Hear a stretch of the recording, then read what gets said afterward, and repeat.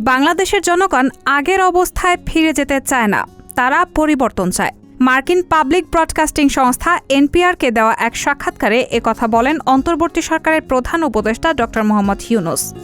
গত সপ্তাহে জাতিসংঘ অধিবেশনের ফাঁকে সাক্ষাৎকারটি দেন তিনি, যা গতকাল সোমবার প্রচার করে এনপিআর।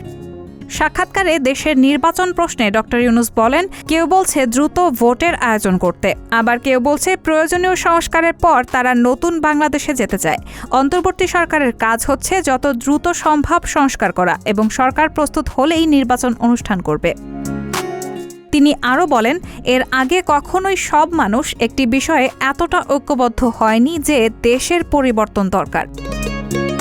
সংখ্যালঘুদের ওপর হামলার বিষয়ে প্রধান উপদেষ্টা বলেন, হিন্দু সম্প্রদায় আওয়ামী লীগের সঙ্গে যুক্ত, তাই এটা আলাদা করা যাবে না যে তারা শেখ হাসিনার অনুসারী হওয়ার কারণে নাকি হিন্দু হওয়ার কারণে আক্রান্ত হয়েছেন।